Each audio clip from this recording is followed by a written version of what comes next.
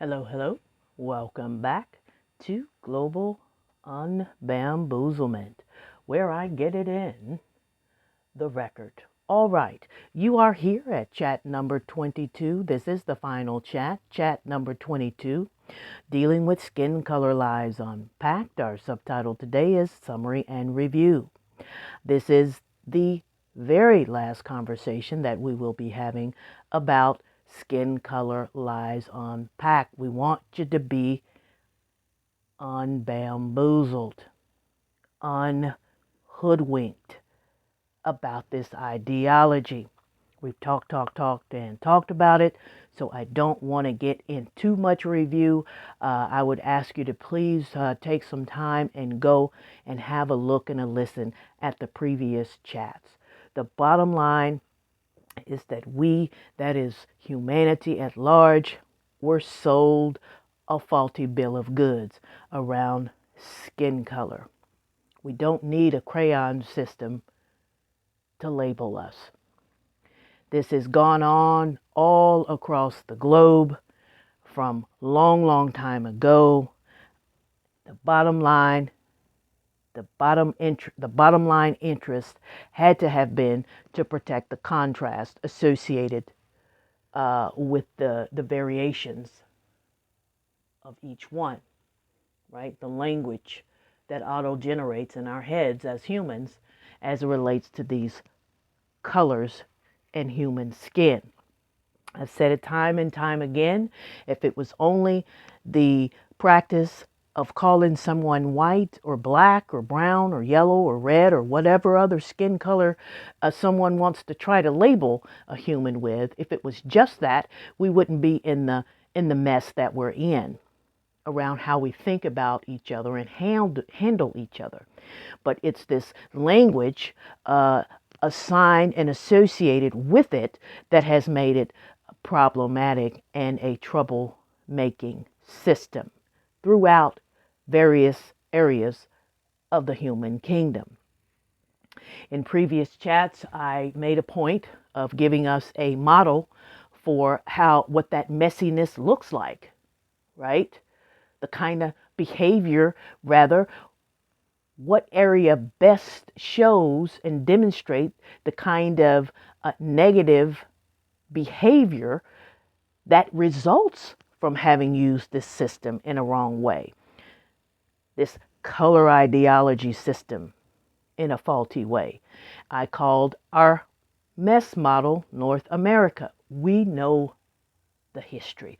We know the story about the whole skin color ideology, right? Some areas have a more prevalent and more pronounced problem around this issue. This is something that we know. But we've got to do something to help us move past it, right? And what is that something that we could do? We can disable the use of this ideology.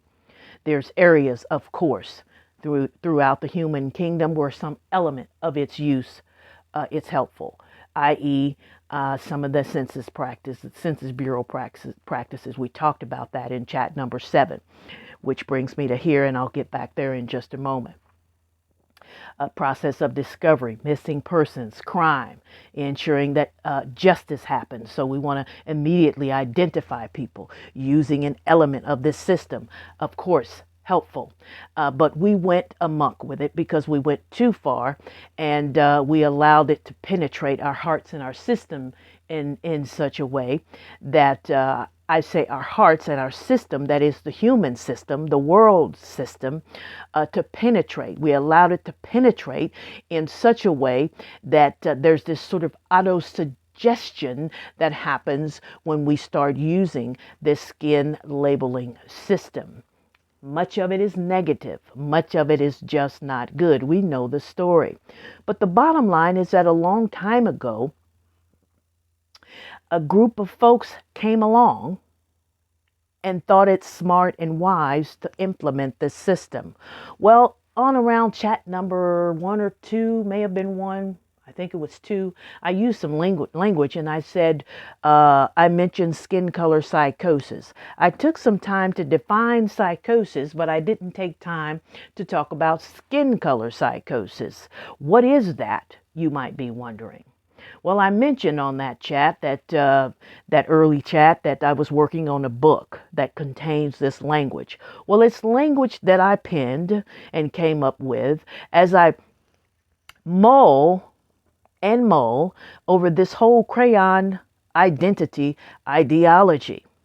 And why did it have to happen in the first place? Folks had to have allowed themselves to be taken over, I should say, very heavily influenced by a state of mind that was seduced and subdued by the fundamentals of crayon identity. Now, that book is important because I'm laying out what all of that really means. But someone had to have been in a condition of having been seduced and subdued by the ideals embedded in it. This is a definition I created because when someone lies to us, we want to know a bit about, a snip about why. What was the trigger? What was the instigator? Why did you think it was needful to lie to me, is what we feel, right?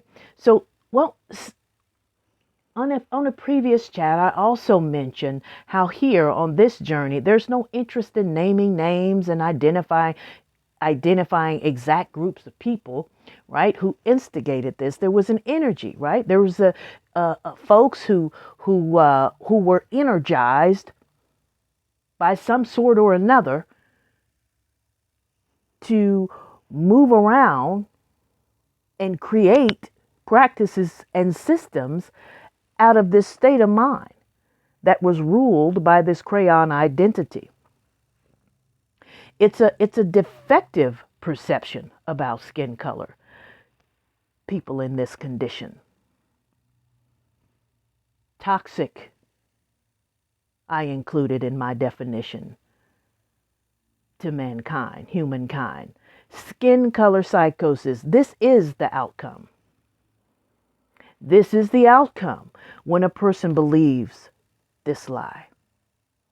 They are subdued and seduced and subdued by the fundamentals of this crayon identity ideology, and thereby deranged, functioning in a deranged state of mind, characterized by defective perceptions about skin color.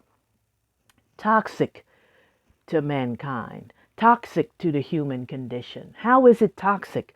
Because it creates separation and division. It installs delusional thinking around the human skin color. Well, because this person is this way, they're this way. Because this person is so-called this color, they're that way, and so on. This one is this way because this, and so on. That's what this energy, this condition offers. And when that happens, it changes behaviors. And we know the story. We know the history. We know the lives that have been taken and lost. We know the distress and duress. Okay? That's the outcome of having used such a faulty system. Now, there's an energy here that's still alive in today's human kingdom. So this journey here is all about generating more conversation about disabling this practice, easing up on too much of the use of it, particularly the wrong use of it, changing our mind, changing the conversation around it to help improve the human condition. Solutions begin with conversation. What did the distorted view do?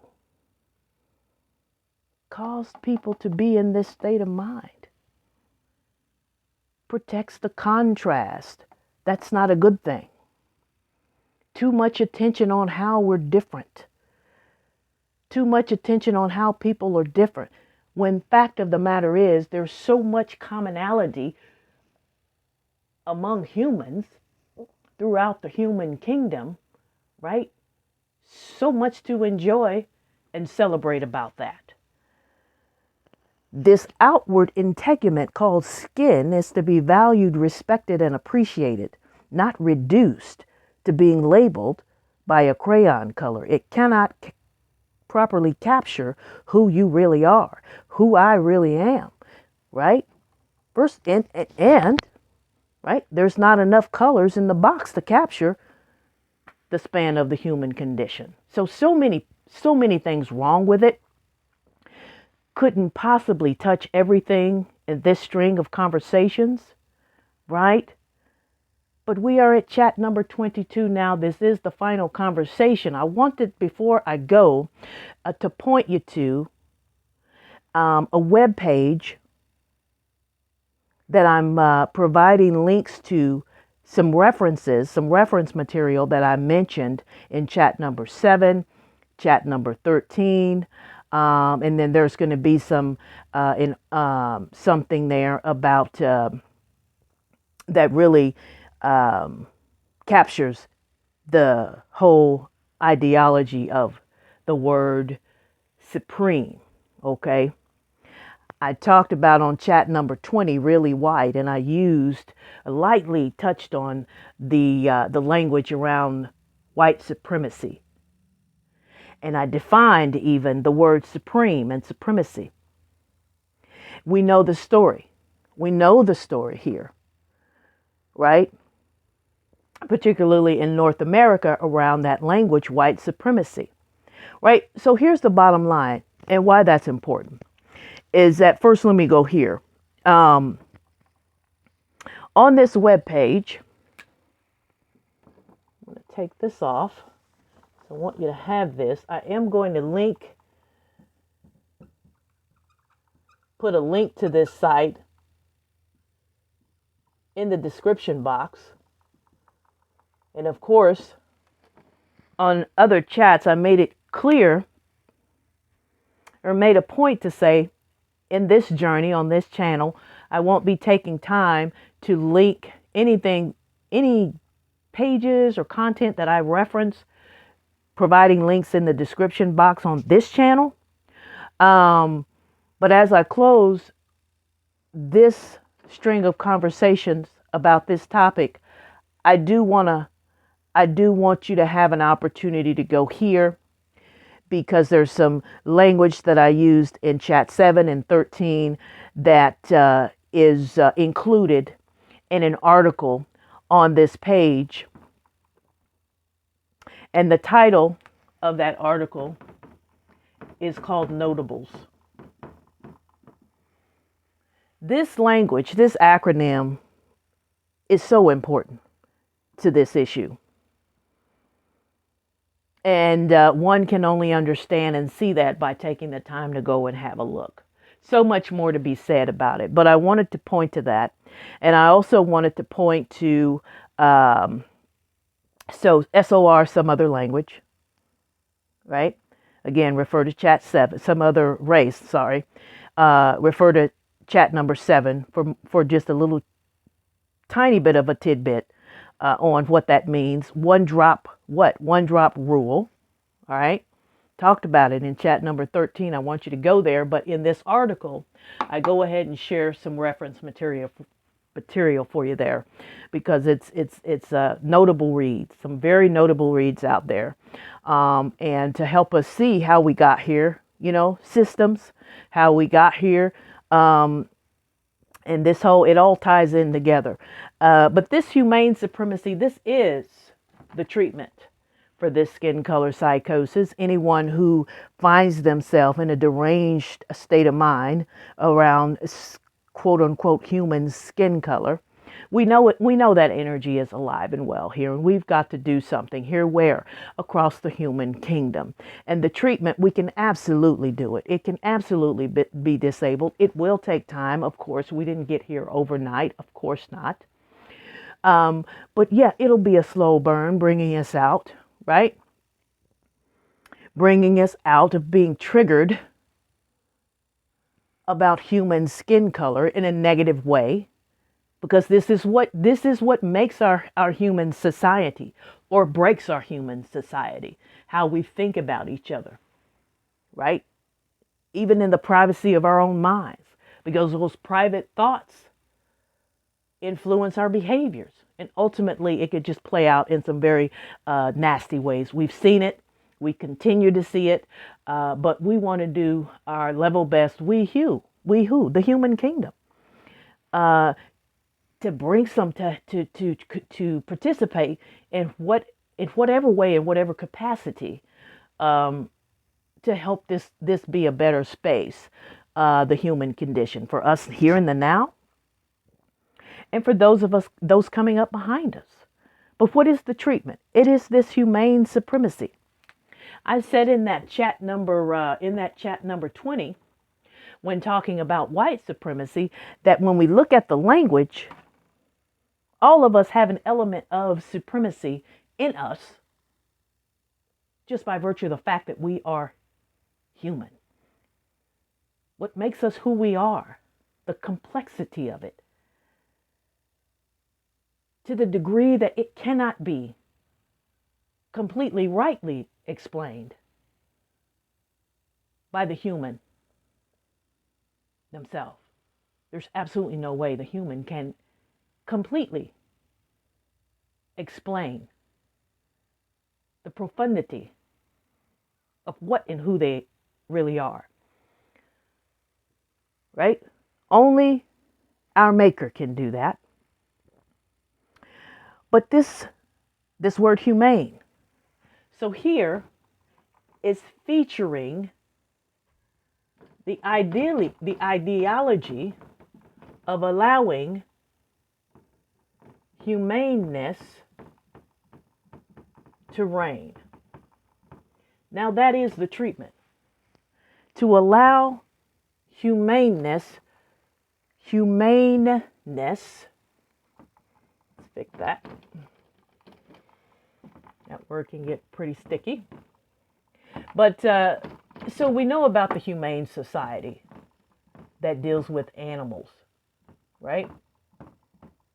Certainly a great entity, right? About making sure animals are okay. But this is not about that. This is about human to human humaneness. That's what this is about.